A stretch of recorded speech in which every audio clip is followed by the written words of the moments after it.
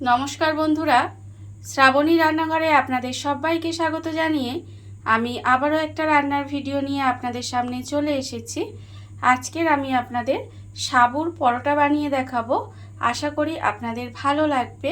তার জন্য কিন্তু আমার পুরো ভিডিওটা আপনাদের দেখতে হবে। আর দেখা শুরু করার আগে একটা লাইক দেবেন, সুন্দর একটা কমেন্ট করবেন আর শেয়ার করতে ভুলবেন না। তাহলে চলুন আজকের আমি সাবুর পরোটাটা কিভাবে বানাই সেটা আপনারা একবার দেখে নিন। সাবুর পরোটা বানানোর জন্য প্রথমে আমি এখানে দেখুন সাবুটা কিন্তু আমি এখানে নর্মাল টেম্পারেচারের জলে ভিজিয়ে রেখেছিলাম। তারপরে আমি কিন্তু জলটা ঝারিয়ে নিয়েছি। আর সাবুটা দেখুন এখানে আমার হয়ে গেছে, নরম হয়েছে। দেখুন ঠিক এইভাবে কিন্তু সাবুটা প্রথমে ভিজিয়ে নিতে হবে, সাবুটা যেন নরম হয়ে যায় অথচ ঝরঝরে থাকে। আমরা সাধারণত যেইভাবে সাবুর পরোটা বানিয়ে থাকি, মানে কড়াতে সাবুটাকে নেড়ে নিয়ে তারপরে মিক্সিতে গুঁড়িয়ে তারপরে সাবুর পরোটা বানাই, কিন্তু আজকের আমি একটু অন্যরকমভাবে বানাবো। এতে কি হয়, খুব তাড়াতাড়ি বানানো হয়ে যায় আর খুব কম উপকরণে খুব কম সময় কিন্তু রান্নাটা হয়ে যায়, মানে পরোটাগুলো তৈরি হয়ে যায়। এবারে দেখুন একটা বড় জায়গা নিয়ে নেব। বড় জায়গা নিয়ে প্রথমে আমি এর মধ্যে দিয়ে দেব সাবুটা। এখানে যে সাবুটা আমি ভিজিয়ে জল ঝরিয়ে রেখেছিলাম, সেই সাবুটা কিন্তু প্রথমে আমি এখানে নিয়ে নেব। দেখতেই পাচ্ছেন যে ভেজানো অথচ কিন্তু বেশ ঝরঝরে মতো কিন্তু সাবুটা। এইভাবেই একটু জলটা ঝারিয়ে নেবেন, তাহলে দেখবেন একদম ঝরঝরে হয়ে গেছে। আমি এখানে সাবুটা নিয়ে নিয়েছি। এইবার নেব আমি এখানে আলু। এখানে কিন্তু দুটো মাঝারি সাইজের আলু সেদ্ধ করে নিয়েছি। আর এই আলুটা কিন্তু একটু গ্রেটারে গ্রেট করে নিয়েছি। তাহলে কি হবে, আলুটা বেশ ভালোভাবে মিশে যাবে। না হলে আপনারা হাত দিয়ে চটকেও নিতে পারেন, তাতেও হবে। আমি এখানে একটু গ্রেটারে গ্রেট করে নিয়েছি। এইবারে দেখুন আমি এখানে দিয়ে দেব আন্দাজ মতো নুন। আছে আমার এখানে 1 চামচ গোলমরিচের গুঁড়ো, আর এখানে আমি রেখেছি হাফ চামচ চিনি। স্বাদের ব্যালেন্সের জন্য আমি এখানে হাফ চামচ চিনি দিয়েছি। এই চিনিটা দিলে কি হবে, খেতে ভালো লাগে। আরও এর মধ্যে আপনারা অন্যান্য মশলাও দিতে পারেন, যেমন ধরুন এখানে চিলি ফ্লেক্স দিতে পারেন। আপনাদের পছন্দ হলে এর মধ্যে একটু ধনেপাতা কুচি দিতে পারেন, তাতেও কিন্তু ভীষণ ভালো লাগবে। দেখুন আমি কিন্তু এখানে এই নুন, গোলমরিচ আর অল্প সামান্য একটু চিনি দিয়েছি। এইভাবে করলেও কিন্তু খেতে ভীষণ ভালো লাগে। এবার হাত দিয়ে কিন্তু এইভাবে একটু মিশিয়ে নেব, মানে আলুর সঙ্গে সাবুটা দিয়ে এইভাবে একটু খুব ভালোভাবে প্রথমে মেখে নিতে হবে। খুব ভালোভাবে কিন্তু এটা প্রথমে আমাকে একটু মেখে নেব। আর আমি প্রতিদিনের মতো আপনাদের একটা কথাই বলবো যে প্লিজ আমার ভিডিওটা আপনারা টেনে টেনে দেখবেন না, পুরো ভিডিওটা দেখুন। আশা করি আপনাদের ভালো লাগবে। দেখুন আমি কিন্তু আলুর সঙ্গে সাবুটা দিয়ে খুব ভালোভাবে প্রথমে এইভাবে মেখে নিয়েছি। আর যেহেতু এটা শ্রাবণ মাস পড়েছে, শ্রাবণ মাসে দেখবেন আমাদের সোমবার বলুন বা অনেক রকম আমরা এই সময় উপোস করি, তাতেও কিন্তু এটা খুব সহজে আপনারা চটজলদি বানিয়ে কিন্তু খেতে পারেন। খুব সহজেই বানানো হয়ে যাবে আর খেতেও কিন্তু ভীষণ ভালো লাগবে। একাদশীর দিন বা যে কোনো উপোসের দিন কিন্তু এটা আপনারা বানিয়ে নিতেই পারেন। দেখুন আমি হাত দিয়ে কথা বলতে বলতে এটা একটু মেখে নিয়েছি। এইবারে আমি এর মধ্যে দিয়ে দেব ময়দা। এখানে কিন্তু এইভাবে অল্প অল্প ময়দা দেব, আর এটা কিন্তু সুন্দরভাবে মাখতে থাকবো। একেবারে অনেকটা ময়দা দেব না, এইভাবে অল্প অল্প ময়দা দিতে হবে। আর খুব ভালোভাবে কিন্তু এটা একটু মেখে নিতে হবে। মেখে একটা ডো তৈরি করে নেব। দেখুন এইভাবে আমি কিন্তু সাবুর সঙ্গে আলু আর অল্প অল্প ময়দা দিয়ে আমি একটা ডো বানিয়ে নিয়ে আবারও আপনাদের সামনে ফেরত আসছি। অল্প অল্প ময়দা দিয়ে আমি কিন্তু একটা ডো বানিয়ে নিয়েছি, আপনারা দেখতেই পাচ্ছেন। আর এটা কিন্তু একদম নরমও হবে না আর একেবারে শক্তও হবে না। তার জন্য কিন্তু সাবুর জলটা অবশ্যই ঝরিয়ে নেবেন, না হলে কিন্তু এতে অনেকটা ময়দা লাগবে। সেই জন্য কিন্তু জলটা ঝরিয়ে তারপরে আপনারা এইভাবে বানাবেন, তাহলে অল্প ময়দায় হয়ে যাবে। এবারে আমি এর মধ্যে অল্প সামান্য একটু সাদা তেল দিয়ে দিলাম, দিয়ে আবারও কিন্তু খুব ভালোভাবে মেখে নিতে হবে। সাদা তেলটা দিয়ে জাস্ট একটু সময় মেখে নিলেই হবে, খুব বেশি সময় মাখার কিন্তু দরকার নেই। এইভাবে সাদা তেলটা দিয়ে মেখে নেব। দেখুন অল্প সময় কিন্তু জাস্ট সাদা তেলটা দিয়ে একটু মেখে নিলাম। অল্প তেল দিয়ে আবারও কিন্তু এটা একটু সময় মেখে নিয়েছি। মাখা আমার হয়ে গেছে। এইবারে এর থেকে লেচি কেটে নিতে হবে।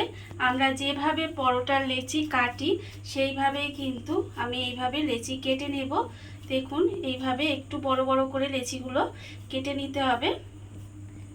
আমি কিন্তু এইভাবে লেচিগুলো কেটে তারপরে আবারও আপনাদের সামনে ফেরত আসছি। লেচিগুলো আমি এখানে কেটে নিয়েছি। আর অন্যদিকে দেখুন গ্যাসটা অন করে একটা চাটু বসিয়ে দিয়েছি। চাটুটা আমার এখানে যতক্ষণে গরম হচ্ছে ততক্ষণ কিন্তু এই লেচিগুলো একটা নিয়ে নেব, নিয়ে তার মধ্যে অল্প একটু তেল দেব, দিয়ে এটাকে কিন্তু বেলে নিতে হবে। আমি এখানে তেল দিয়ে বেলছি, আপনারা চাইলে কিন্তু এটা ময়দা দিয়েও বেলতে পারেন। দেখুন এইভাবে অল্প একটু তেল নিলাম, নিয়ে খুব সাবধানে কিন্তু এটাকে আলতো হাতে এইভাবে একটু বেলে নেব। আর খুব বেশি পাতলা করব না, একটু মোটা মোটাই কিন্তু করব। এইভাবে এগুলোকে একটু বেলে নিতে হবে। দেখুন খুব বেশি চাপ দিয়ে কিন্তু বেলবেন না, একটু আলতো হাতে এইভাবে চাপ দেবেন, দেখবেন সুন্দরভাবে কিন্তু বেলা হয়ে যাচ্ছে। এইভাবে একটু করে বেলে নিতে হবে। বেলা আমার এখানে হয়ে গেছে, আমি কিন্তু এটা বেলে নিয়েছি। আর অন্যদিকে দেখুন চাটুটা যে আমি এখানে গরম করতে বসিয়েছিলাম সেই চাটুটাও কিন্তু গরম হয়ে গেছে। এইবারে আমি আলতো করে এর মধ্যে দিয়ে দেব। দিয়ে এটা কিন্তু প্রথমে একটু সেঁকে নিতে হবে। এক পিঠটা আমি এটা সেঁকে নেব, সেঁকে নিয়ে তারপরে কিন্তু আবারও উল্টে দিয়ে তেলে ভেজে নেব। আর যতক্ষণের এক পিঠটা হচ্ছে ততক্ষণ কিন্তু আবারও একটা বেলে নেব। এইভাবে আরেকটা নিলাম আর তার মধ্যে খুব অল্প সামান্য একটু তেল নিলাম, নিয়ে আবারও কিন্তু ঠিক একইভাবে এটাকেও বেলে নিতে হবে। এটাকেও কিন্তু এইভাবে একটু আলতো হাতে বেলে নেব। দেখুন আর খুব বেশি কিন্তু পাতলা করা যাবে না, তাহলে ছিঁড়ে যাবে। একটু মোটা করে কিন্তু পরোটাগুলো বানিয়ে নিতে হবে। দেখুন এটা কিন্তু খুব সহজেই আপনারা বানিয়ে নিতে পারবেন। আর আমি আপনাদের একটা কথা বলবো যে আজকের কিন্তু আমি আবারও লাইভে আসব। আর আজকের কিন্তু আসবো 8:30টার সময়, মানে ভারতীয় সময় অনুযায়ী 1:30, আর বাংলাদেশের সময় অনুযায়ী 9টা। আমার সকল বন্ধুদের আমার লাইভে আসার জন্য আমন্ত্রণ রইল। দেখুন এদিকে কিন্তু এটাও বেলা হয়ে গেছে। আর অন্যদিকে যে আমি পরোটাটা চাটুর মধ্যে দিয়েছিলাম সেটারও কিন্তু একটা পিঠ আমার সেঁকা হয়ে গেছে। এইবারে আমি এটাকে উল্টে দেব। উল্টে দিয়ে এবারে আমি এর মধ্যে দিয়ে দেব তেল। দেখুন অল্প অল্প তেল দেব, দিয়ে কিন্তু পরোটাটা ভেজে নেব। ঠিক যেভাবে আমরা পরোটা বানাই সেইভাবেই কিন্তু পরোটাটা ভেজে নিতে হবে। এইভাবে উল্টে পাল্টে লাল লাল করে পরোটাটা সুন্দর করে ভেজে নেব। দেখুন এইভাবে কিন্তু সুন্দর করে পরোটাটা ভেজে নিতে হবে। পরোটাটা আমার এখানে ভাজা হয়ে গেছে। পরোটাটা কিন্তু আমি এখানে উল্টে পাল্টে ভেজে নিয়েছি। এবারে আমি এটাকে তুলে রেখে দেব। আর আবারও কিন্তু আর একটা পরোটা নিয়ে আমি কিন্তু এইভাবে চাটুর মধ্যে দিয়ে দেব। চাটুর মধ্যে দিয়ে আবারও একটা পিঠ সেঁকে নিতে হবে। সেঁকে নিয়ে ঠিক একইভাবে সমস্ত পরোটাগুলো আমি ভেজে নেব। আর আমি আবারও আপনাদের বলছি যে আজকে রাত 8:30টার সময়, মানে ভারতীয় টাইম অনুযায়ী রাত্রির 8:30টার সময় আমি লাইভে আসছি। আমার সকল বন্ধুদের আসার আমন্ত্রণ রইল। আর বাংলাদেশের টাইম অনুযায়ী কিন্তু এটা 9টা।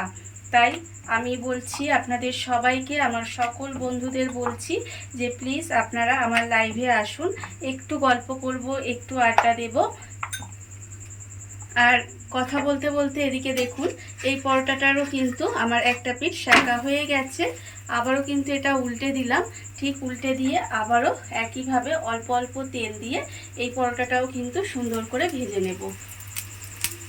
আর এইভাবেই কিন্তু আমি সমস্ত পরোটাগুলো ভেজে নেব। দেখুন বন্ধুরা, বাড়িতে থাকা কত অল্প উপকরণে কত অল্প সময় আর কত সহজেই সাবুর পরোটা তৈরি হয়ে গেছে, আপনারা দেখতেই পেলেন। আর এটা কিন্তু খেতে অসম্ভব সুন্দর হয়।